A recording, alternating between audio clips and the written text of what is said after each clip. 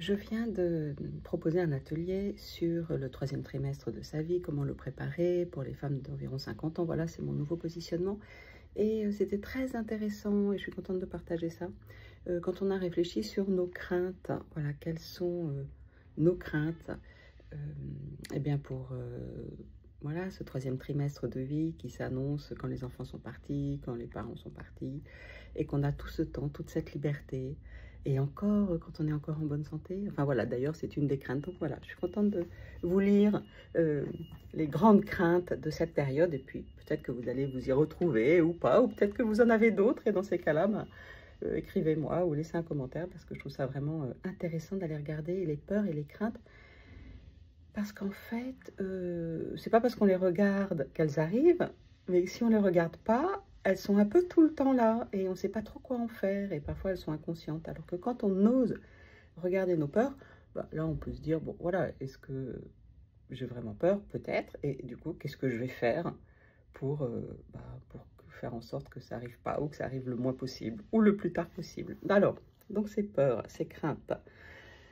Être obsolète, être irrelevant, être dépassé, voilà, avec cette croyance que bah, y a que les jeunes qui sont pas obsolètes, qui sont branchés, qui ont raison, qui ont des nouvelles idées.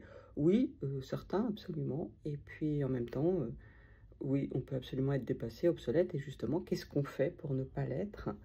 Ou qu'est-ce qu'on fait pour... Il y a peut-être des sujets pour lesquels on est obsolète, dépassé, et puis d'autres non. Ça, c'est vraiment, je pense, un état d'esprit. Et en même temps, c'est une crainte, oui, enfin, voilà, que je peux avoir aussi, qui peut être appropriée. Et qu'est-ce qu'on fait justement pour pas l'être? Donc, ça peut être intéressant de regarder. Est-ce qu'on va se former? Est-ce qu'on apprend des choses nouvelles?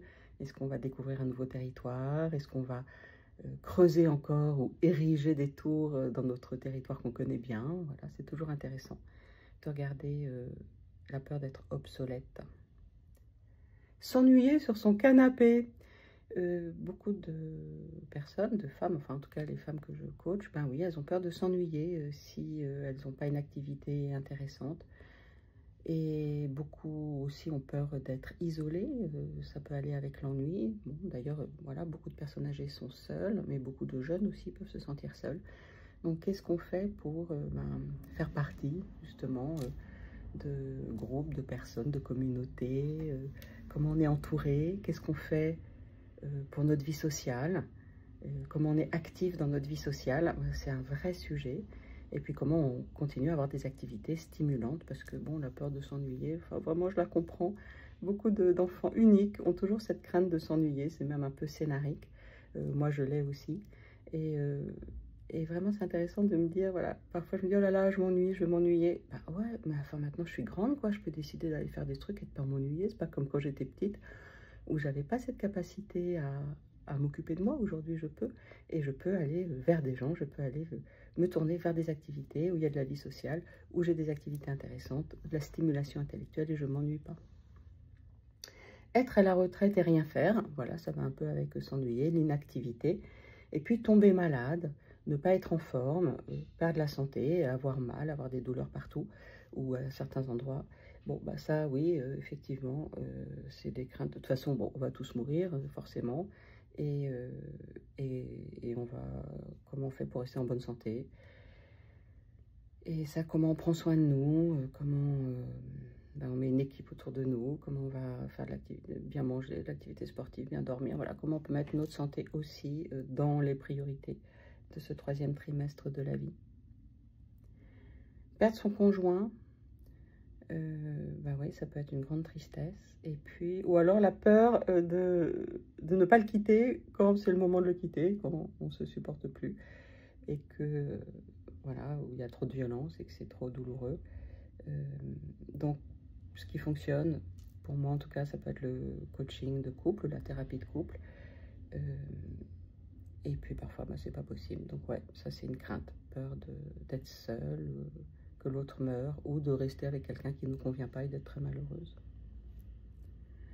Ne pas avoir assez d'argent, bah oui, ça je comprends, hein, cette crainte de ne pas avoir de sécurité financière. Peut-être qu'on peut baisser son confort et que ça va, ou au contraire, peur de perdre son confort financier aussi. Bon, ben là, c'est important d'aller dans les chiffres, d'aller avec des gens un peu spécialisés dans la retraite ou dans les placements financiers. C'est pas du tout mon expertise. Moi, je suis plus spécialisée dans la relation à l'argent, mais pas de quoi faire avec son argent, à part le dépenser. Ça, je sais très bien le faire. Et avoir trop d'obligations. Bon, ça, c'est pas du tout une de mes craintes, mais il y a beaucoup de femmes, parmi mes coachées aussi, qui se sentent obligées envers leurs parents ou leurs beaux-parents ou leurs enfants, ou qui ont peur d'être les nounous obligés des petits-enfants. Voilà.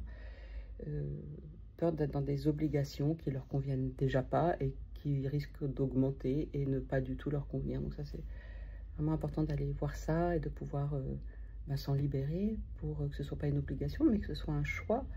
Vraiment que vous puissiez choisir, qu'on puisse choisir ce qu'on va faire, ce qu'on ne va pas faire, poser nos limites. Puis ça peut changer aussi dans le temps. Et puis être encore coincé professionnellement, ne pas avoir l'énergie pour changer, mais ne plus supporter son métier d'aujourd'hui. Et ça, je trouve ça intéressant, c'est-à-dire que, voilà, autour de la cinquantaine, début soixantaine, ben, peut-être que la façon dont on travaille, ça ne nous convient plus, mais qu'en même temps, on est habitué, puis ça marche bien, et donc on se dit qu'on va continuer. Et en fait, peut-être qu'on aspire à autre chose et qu'on se sent coincé. Donc, c'est pas évident d'avoir le courage d'arrêter quelque chose pour quelque chose de nouveau, ou pourquoi pas avoir quelques années de transition douce. On n'est pas obligé de tout plaquer pour recommencer à zéro. On peut aussi explorer des choses qui nous conviennent et puis peut-être lever le pied petit à petit. Voilà, c'était parmi les craintes de ce troisième trimestre de vie qui est là ou qui arrive, de cette transition. Eh bien, peut-être que vous les partagez, peut-être que vous en avez d'autres. Ben, n'hésitez pas à m'écrire ou à les mettre en commentaire. Très bientôt.